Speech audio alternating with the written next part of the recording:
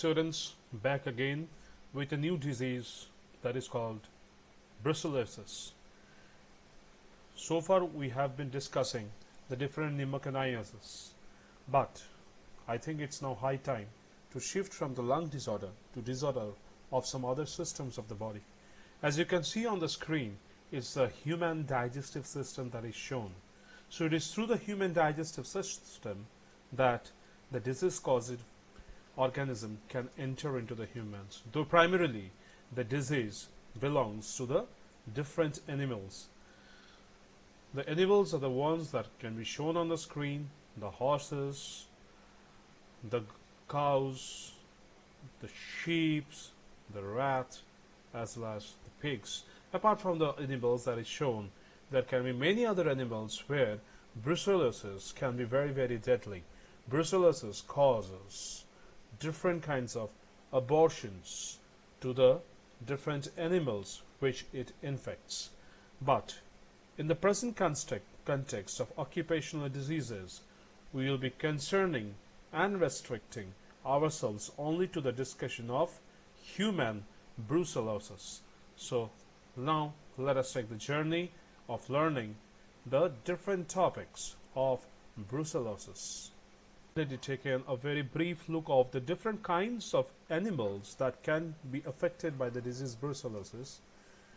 Let us now take a look into the different aspects of brucellosis that a student should know. So what to know of the disease? First, obviously, is the definition of the disease. Then the etiology or the causative organisms of the disease. Then the symptoms that will be produced in the human beings, obviously not of the animals but of the human beings. And if there is a disease in the human beings, the next thing that you should know is the treatment of the diseased. And there comes a knowledge of pathogenesis, that means how the disease gets produced in the body. Obviously the pathology knowledge is also very important to understand the disease as a whole. Now if a person is already being affected with brucellosis, we need to know the diagnosis of the disease, and then comes the different distributions of the disease across the diverse populations of all over the world, which we call it as the epidemiology of the disease. And finally, how will we prevent the disease of brucellosis? So we should first take a look into the definition. As you can see that there are multiple topics that one should know about the disease, but it is not possible to cover all the topics in a single video like this short one. We should be taking, say, the 3 or the first 4 points as is shown on the screen, and we'll be discussing those 4 points only. Of these 4 points, the first one as is shown on the screen is definition. So let us take a look into what brucellosis is all about and how it is defined. It is defined as a disease condition of being infected by any species of bacteria that belongs to the genus Brucella. So I think students are already familiar with the terms genus or with the term species. So generic and the specific names combined together form a scientific name of any organism that exists in the world. So if there is a genus called Brucella, there are around 6 species of this genus. Not all, but most of them can cause human disease of brucellosis. So we should be taking into the look of the diverse kind of organisms that all falls under the genus Brucella, which are responsible for the disease. So the species of genus Brucella, which includes the Brucella abortus, the Brucella malentensis, the Brucella suis, the Brucella ovis, the Brucella canis, and the Brucella neotome. Now, not necessarily that each of these Brucella species affects just any and every organisms. As you can see out here, Brucella canis is a specific organism that affects mostly the dogs. Brucella abortus, as is listed on the first one, is an organism, is a bacteria that mostly infects the cows. Now of all these 6 diverse kinds of Brucella bacteria, this one, the malentensis, and the one called ovis, these two do most commonly infect the humans and thus cause the disease brucellosis in human beings. By the way, if we have to look into the nature of the bacteria, I am mentioning here that it is a gram-negative bacteria. Gram-negative means it won't be able to take up the gram stain. So that is known as the gram-negative bacteria, and it doesn't produce a spore, so we call it as a non-spore forming, non-encapsulated, so it doesn't have a cell wall sheath around its body, and it does neither have a rod-like structure, a purely rod-like structure, or a purely spherical structure. Somewhere in between the rod and the spherical structure is the structure of the Brucella organisms. That's why we call this organism as Coccobacilli.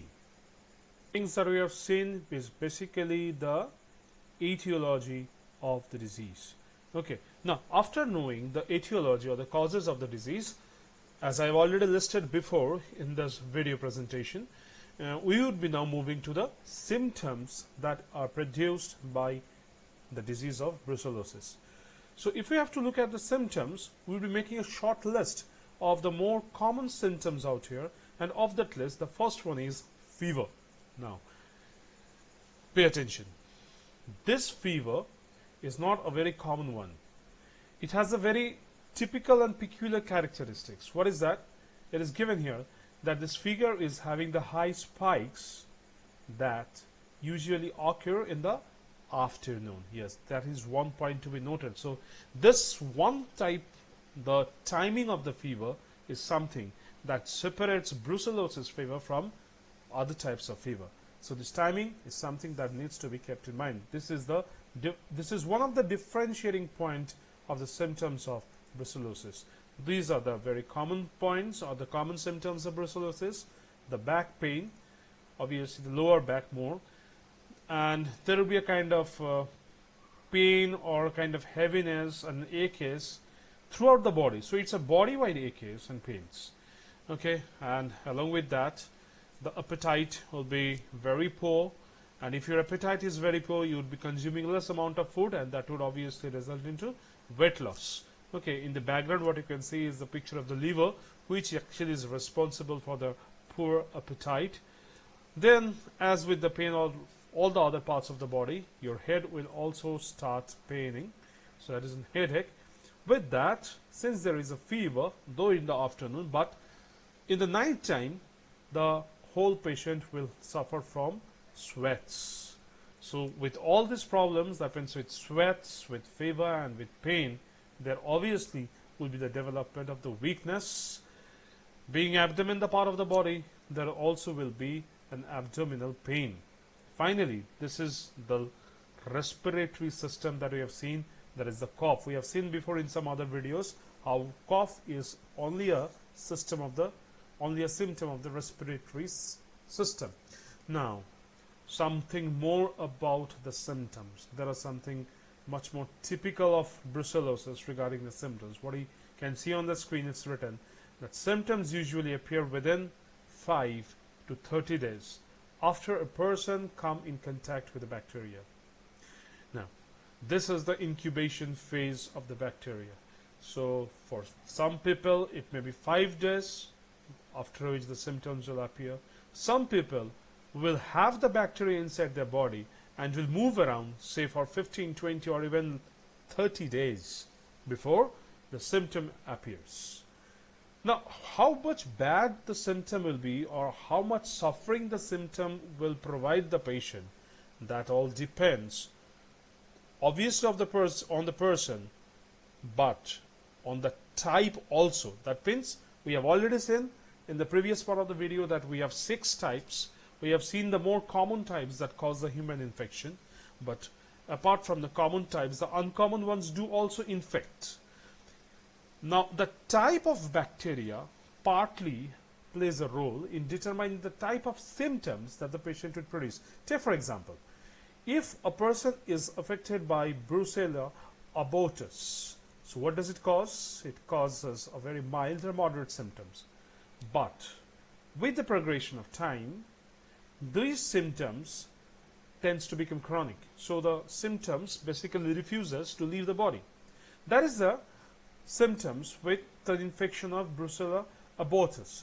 But if we take the another one, the most common one that is found obviously in the dogs, the Brucella canis, these symptoms, what happens, this appear and then disappear. These symptoms come and then go away.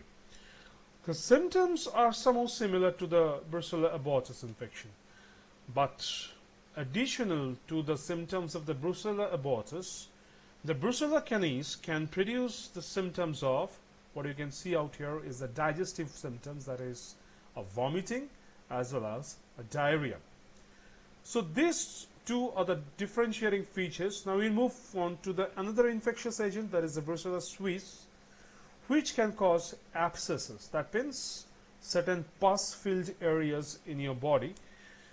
This obviously will be painful because any kind of abscess is extremely painful.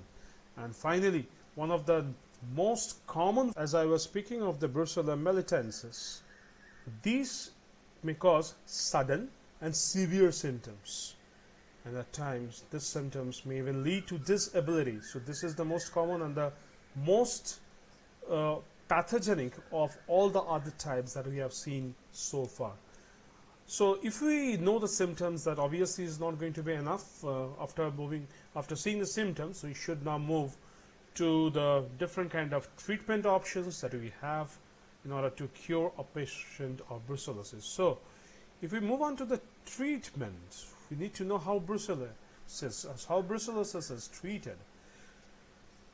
First thing, though a very sad thing, very disappointing it might sound, but yes, it is very, very difficult to treat. Obviously, if we speak of the line of the treatment, that would comprise the different antibiotics. The cause of the disease is a bacteria. So in order to kill the bacteria, any doctor is going to prescribe antibiotics. Now the most common antibiotics, I've given a very brief list of those which are used for the treatment of brucellosis. These are the doxycycline, streptomycin, ciprofloxacin, ofloxacin, rifampicin, sulfamethoxazole, or another name for it is thimethoprene. That is the name I most commonly use. And finally, one of the most oldest antibiotic, that is tetracycline. So these are the varieties from which a physician can choose his or her preferred drugs, but the general prescription is one of a doxycycline and the rifampicin, and the prescription would move in a combination and would be for a duration of 6 to 8 weeks. The antibiotics should continue for many weeks to prevent the disease from returning. As I already said, that brucellosis is very difficult to treat. So this is it is very difficult to treat. So we should be checking whether there is the recurrence of disease. So even after the expiry of the 6 to 8 weeks of normal treatment, doctors usually prescribe continuation of the antibiotics for many weeks, so as to ensure that there is no recurrence, because the rate of relapse, as we can see, is about 5 to 15%. So of all those patients who have received the general prescription for 6 to 8 weeks, if we take 100 such patients, about 5 to 15 such patients would come back to us complaining of that same complaint from brucellosis. And this kind of recurrence occurs within the first 6 months after treatment. So we are treating the patient for a duration of 6 to 8 weeks, depends around 2 months. Within the next 6 months, after the completion of the 2 months of treatment, the patient returns back. Not all, but 5 to 15% of the patients who are treated, they returns back complaining the same issues. Okay, so how much time do the recovery take? It can take weeks. Yes, it can take weeks, 7 months, and patients who receive treatment with 1 month of the start of symptom can be cured of the disease. So that is a light of hope, but it's very difficult to diagnose, and how to diagnose would obviously be the next point. We will be taking a short look of the topics of brucellosis that we have covered so far. We have covered definition, we have covered etiology, we have covered symptoms. We also have covered treatment. Now, since the video is getting longer, I am leaving you with the other topics that I have already mentioned: the pathogenesis, pathology, diagnosis, epidemiology, and prevention. And with that, I'll be drawing and moving further after the enlistment. It's now time that I will be ending the videos. Okay, and here I must express my gratitude to all the viewers who have watched the videos. So thanks for watching, and this is me, and this is my WhatsApp number. If you have any kind of suggestions, any kind of feedbacks, you are welcome to all write your suggestions and feedbacks in this WhatsApp number. If there is any other things that you want to comment on, the comment box is right below this video. You can write your comments out there. And if you have liked the video, and if you think that you can help your friends by sharing the video, then do first you subscribe it, and thereafter go on sending the video, so that many students can benefit from this kind of presentations on diseases. Thank you. Thanks to all. Thanks for watching. Bye bye.